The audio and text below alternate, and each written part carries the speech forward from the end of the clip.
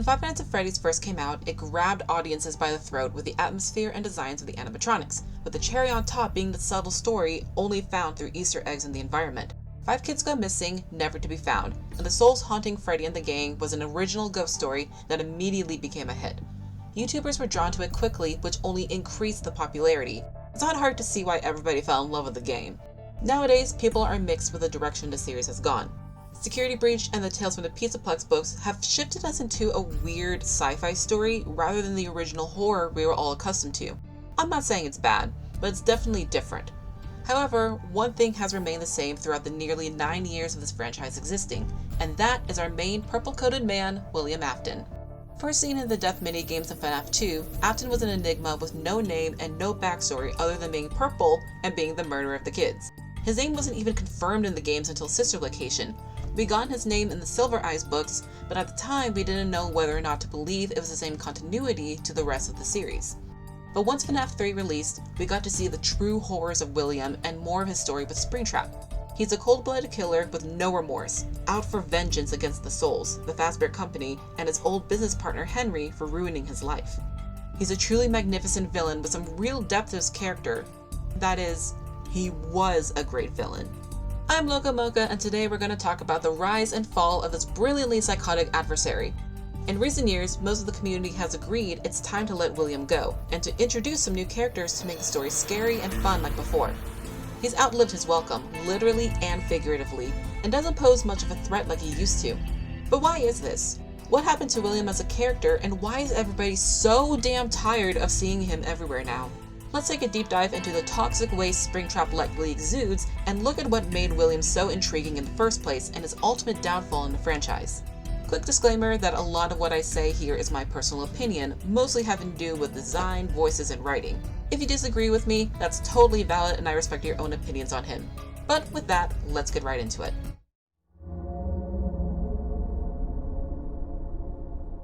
FNAF 1 didn't give us too much to go off of as to who the killer of the kids might be.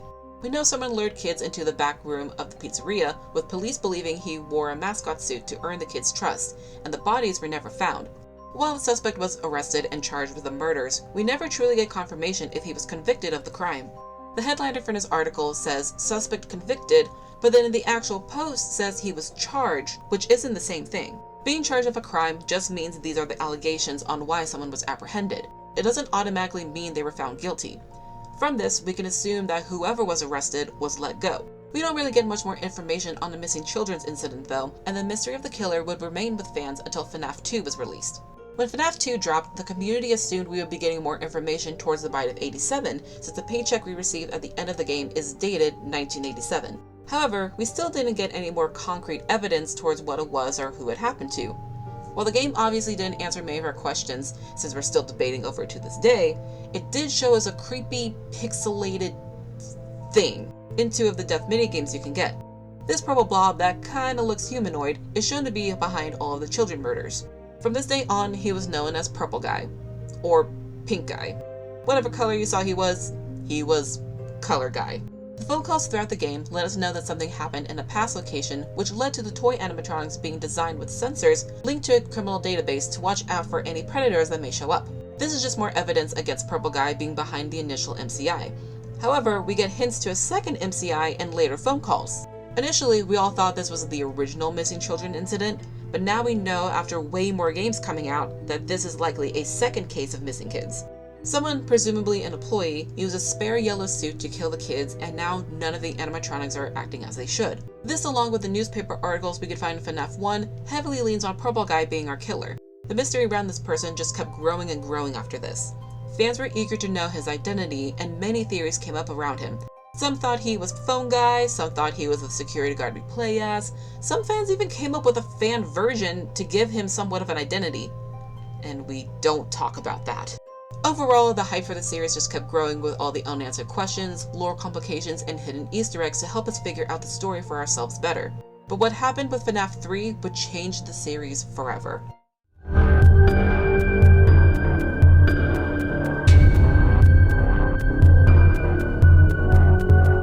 Before we get into the meat of FNAF 3, I need to explain why this was so hyped up in the first place. After FNAF 2, ScottGames.com would show an image of a single word, offline. This worried some fans initially, however, if you brighten up the image, you could see some text in the corner. Until next time. A month later, the site was updated again with a similar image, only this time if you brightened it, you could see a large 3. While the FNAF 2 teaser of the marionette was the start of what would soon become a staple in the franchise, FNAF 3 went full force with the teaser secrets. Hidden Easter eggs and secrets in teasers, trailers, promos, source codes, etc. that you would need to find by brightening up images, messing around with contrasts, flipping images, and more. To this day, we still do all of these investigations to try and find any hints that may be lurking. The teasers and trailer for this game blew everyone's mind. Who's this new character hiding in the shadows? What's up with the box of toy animatronics? Why the hell is Balloon Boy here again? Fans were quick to hunt down the secrets in all of the teasers Scott Cawthon was dropping for the 3rd installment. When you flipped the face in the first teaser, it looked similar to Golden Freddy, just a bit off. Brightening up the image for the 2nd teaser, you could see this new character standing away from the spotlight. While the ongoing speculation was that this was Golden Freddy, nobody knew for sure if that was the case or who this could actually be. The trailer for the game released January 26, 2015, and we finally saw the full animatronic. Shots of him writhing on the floor, along with one of his jump scares towards the end, sent everybody's theorizing brains on a wild goose chase. Who was this character? He'll come back, he always does? What does that mean? A couple weeks later, on February 15th, Scott made a post on the Steam page talking about early beta testing. Throughout the post, there are a lot of spelling mistakes, with several words having duplicate letters where they shouldn't be. But if you took all of those in order and put them together, the letters spelled out, "My name is Springtrap." And let me tell you, this was insane. A brand new character being so hidden had to be important, right?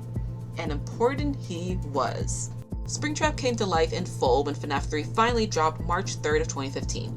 He made a lasting impact on the community, with many fans like myself absolutely loving him to this day. While his jump scares aren't exactly the best, he was still an ever-present threat that loomed over players and gave everybody that unsettling feeling we all expect from a Five Nights at Freddy's game. The secrets went even deeper with this installment too, as there are now environmental puzzles to solve to get some of the mini-games that will lead you to the good ending, along with the end-of-night mini-games that tell Purple Guy's story.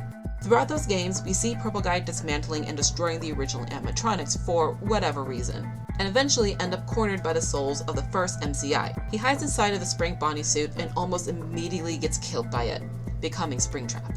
He was stuck in that back room for 30 years before the events of FNAF 3, and my god, does the suit and rotting corpse inside really show it. He's dead, but not dead? FNAF lore is weird, don't push it too hard if you don't know about Remnant, Agony, and all that jazz.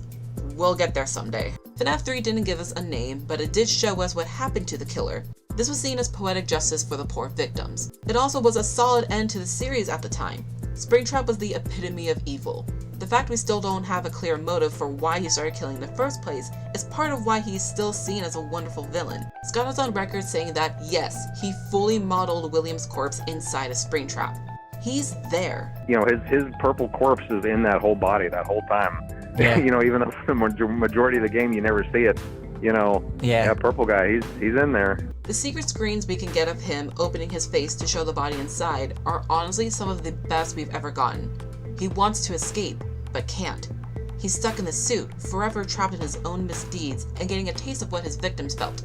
It's karmic justice, if you will. He's the closest thing to a human throughout the series that we physically see until Security Breach, which honestly makes him even more chilling. The way he moves and stands in the camera is intimidating, and he's very much out to get the player. Why? Honestly, who knows? Maybe he thinks if he can kill the player, he can escape Fazbear Fried to go out and kill again. Maybe it's the programming of the animatronic bits that are controlling parts of his consciousness. This isn't a theory video, but it's interesting to think about. FNAF 4 and Sister Location didn't have too much visually of Purple Guy, but they gave us important backstory about why he started killing in the first place. In FNAF 4, he's really only seen in this one instance, helping another employee put on the Fredbear suit. And that's really all we get. Purple Guy was oddly absent during the entirety of FNAF 4, but Sister Location turned everybody on their heads with the revelations that were exposed. Before we get into that though, we need to quickly address the Silver Eyes trilogy, where we finally got our confirmation of who Purple Guy was and his name, William Afton. First introduced as Dave Miller to Charlie and the rest of the friend group, it was quickly revealed that this was a fake name, and he shows up, quite theatrically I might add, in the old Spring Bonnie suit and revealed himself to be the killer all along. During this time we were under the impression that this trilogy was non-canon to the game series, but those lines would get blurred quickly when the sister location dropped the name Mr. Afton and the opening cutscene. With all due respect, those aren't the design choices we were curious about, Mr. Afton. Now again, this isn't a theory video, so I won't go into the complications of whether or not William did in fact make Circus Baby, but we do know for a fact that this is a bunker underneath the Afton home where he started experimenting with Remnant. How do we know this? If you can get to the secret Ender Night, there's a map you can find on the monitor that shows the exact layout of the house in FNAF 4, as well as secret cameras inside of the rooms of the house that you can see if you type in 1983. The understanding that William, Purple Guy, the main antagonist of the series, had at least 2 children die by his creations made him more human than just some crazed employee killing kids. He was given a true story. He became a real character and not just some guy stuck in a rabbit suit. I don't believe this was to make him seem more likable or sympathetic, but regardless, the community was excited to have a clearer understanding of the overarching story. I mean, as clear as we could get at that point. However, things started taking a turn for the worst in Pizzeria Simulator.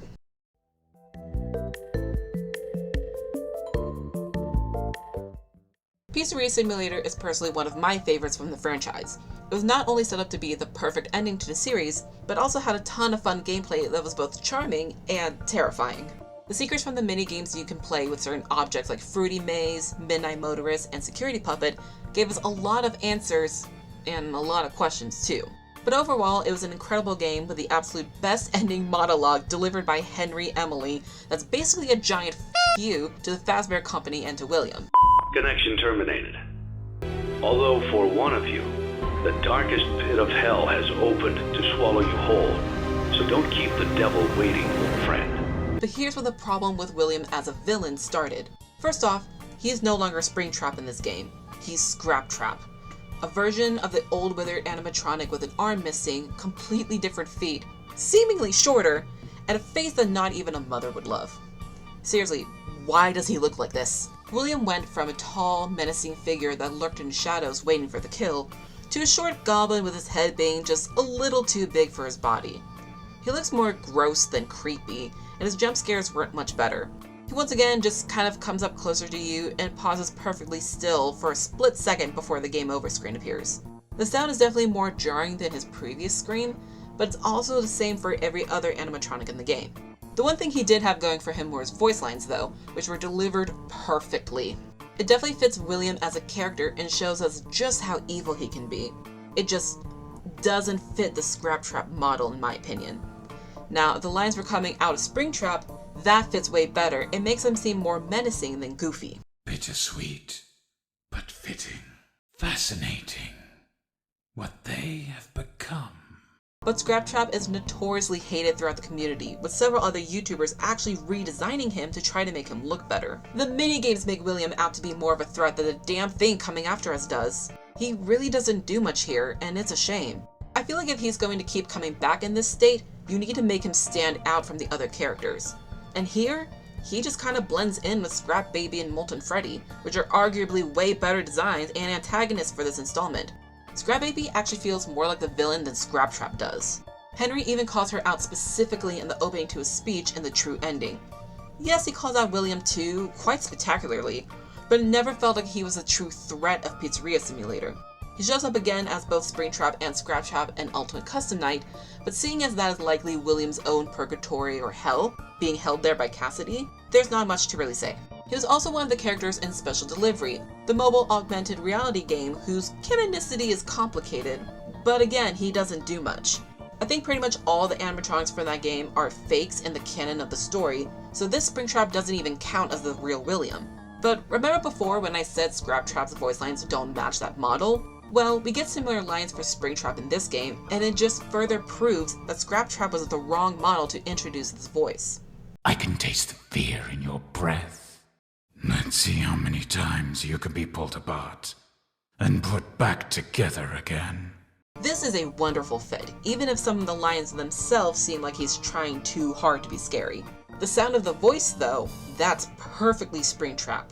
He has quite a few skins in the game which are overall pretty interesting, my personal favorite being Toxic Springtrap, but with these not being the real William, there's not much else to say here. However, in Help Wanted, he makes a return again, but in a completely different form than we've seen previously. Springtrap does make an appearance, obviously, with the FNAF 3 sections of the game, and he's actually quite terrifying, especially when he comes crawling at you in the vents. But the real star of the show and Help Wanted is the green, glitchy rabbit that hides in the shadows until his time to strike is near. Glitchtrap. As a short breakdown, Glitchtrap is a virus in the game's code that's attempting to escape and come into the real world. He uses Vanessa and the player to trap us under the virus to do his bidding. Glitchtrap honestly is one of the most unique iterations of William that we've seen, and we aren't even sure that's actually William or not, with the Mimic story being told currently. For the sake of everyone's mental capacity, as well as my own, I'm going to treat this as if he's actually William for now. I have my own theories about Glitchtrap and Help Wanted as a whole, but again, this is not a theory video. Glitchtrap is pretty minor throughout most of the game, not really serving as a threat until you get to the end. However, his design is one of my favorites, showing us what may have been a mascot suit in early Fazbear restaurant locations. He has visible tears and spit on his head, the stitching on the arms and legs give him more of a homemade look. He honestly just looks awesome. He looms over the player, always watching us, and gets closer to us the more mini-games we complete. He doesn't have a voice, but I think that just adds to his creepy demeanor. He's also the most human of any of the mascots we've seen until the next installment. Glitchtrap is just a guy in a fabric suit, so his movements are smoother and with a purpose.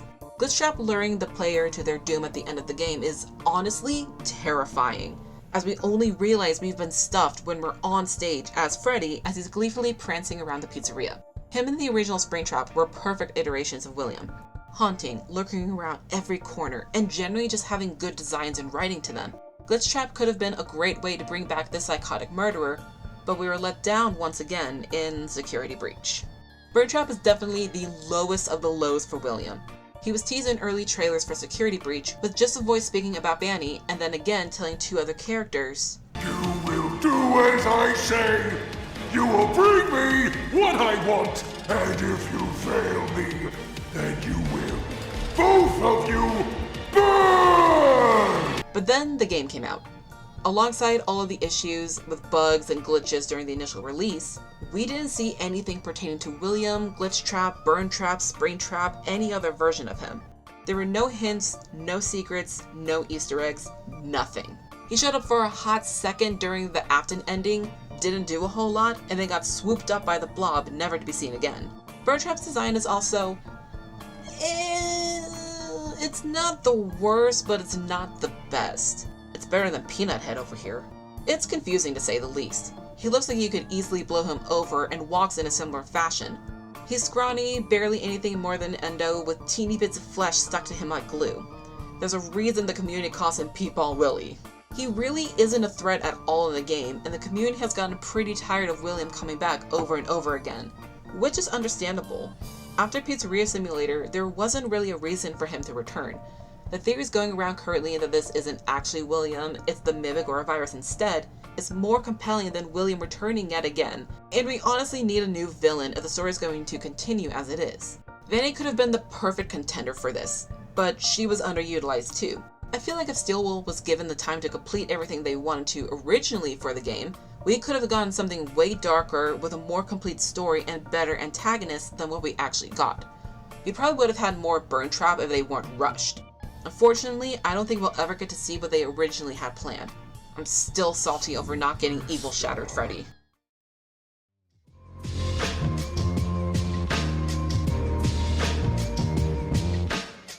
As it stands, I believe Afton and his story is done for good. We still have the movie coming out this October though, so we'll be seeing him as an actual human and in the iconic yellow rabbit suit. Whether this is Springtrap or Spring Bonnie is still unclear, but we'll be getting good old Willie back in his prime murdering days at least one last time.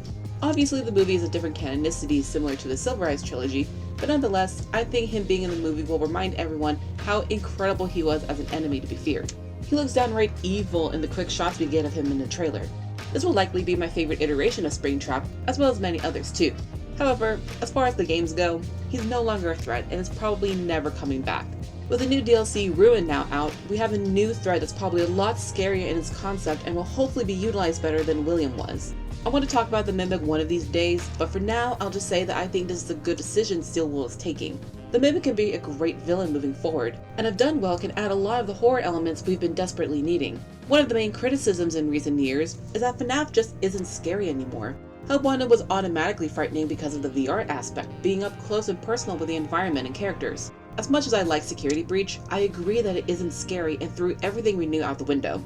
There were definitely some sections where players' hearts were racing and gave a good couple scares, but overall, the friendly atmosphere of the Pizzaplex and the bright neon lights didn't feel threatening enough. Ruin mostly fixed it in my opinion, giving us some genuinely good atmosphere, ambiance, and storytelling. With the Mimic not being canon to the games, I can see the future games getting better and better. William Afton was originally such a perfect monster for the series, the catalyst for everything that happened in his life, Henry's life, and the lives of his victims in the company. His actions dominoed into the fall of creators, families, and businesses. His selfishness in trying to bring back his family is both maniacal and heartbreaking. William was destined to be one of the best antagonists in indie gaming, but slowly, then suddenly, became a laughingstock to the communities surrounding it. The mystery and intrigue around the purple guy has been dead for a long time, and I don't think he'll be coming back anytime soon. While his actions from the past still affect the story we're getting today, the world of Five Nights at Freddy's has moved past his time. As much as I personally love this character, I can agree that it's probably a good thing that he's not coming back. FuhNaff isn't a story about hauntings and murders anymore. It's a lot bigger than that, and our villain needs to match that energy. Hopefully the Mimic will be able to fill Afton's shoes in a way that makes everyone excited and scared in a good way. Anyway, that's going to do it for this video. Let me know your own thoughts about William and his many personas down in the comments. Springtrap is definitely one of my top 3 favorite characters of the series, and I really loved getting to talk about him here. I plan on making more videos talking about other fan favorites down the line, so make sure to like and subscribe to see those when they come out. Thanks for watching, and I'll see you guys next time!